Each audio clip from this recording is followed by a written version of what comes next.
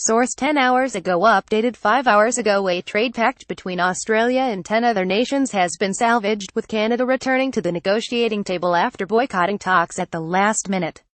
The 11-nation deal was thrown into limbo on Friday after Canadian Prime Minister Justin Trudeau snubbed a leaders' meeting and raised a raft of unforeseen issues.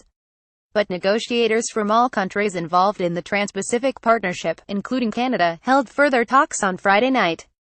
Related reading: the 11 countries involved in the have reportedly agreed to core elements of a deal, while several provisions contained in the pact still need to be ironed out.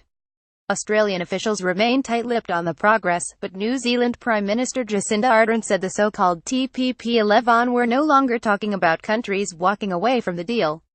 It would be fair to say that there is still a little bit of clarification required around where those talks have finally landed, Ms. Ardern told reporters at the Asia-Pacific Economic Cooperation Summit in Vietnam on Saturday.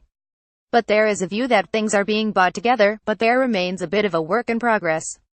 Prime Minister Malcolm Turnbull hoped to seal the mega trade deal while in Vietnam. The 11 nations involved had worked in overdrive to resurrect the trade deal this week, which first fell apart after Donald Trump withdrew the United States. Australia, Japan and other countries pushing hard to get the deal over the line were furious with Mr. Trudeau's no-show on Friday evening. Related reading: New Zealand Trade Minister David Park said the nations had returned to a position where the text of the deal was stabilised. In that sense there is a legal agreement in respect of just about all of it, Mr. Parker said. The just about could be important. There are 4 provisions of the TPP which are suspended. Although progress has been made clarifying those issues, there is still more work to be done to bring them to a finality. Earlier, Mr. Trump effectively slammed the door shut on any hope of America rejoining the TPP negotiations during his address to the APEC summit. The U.S. president said he was willing to strike trade deals with Pacific nations, but only on a country-to-country basis.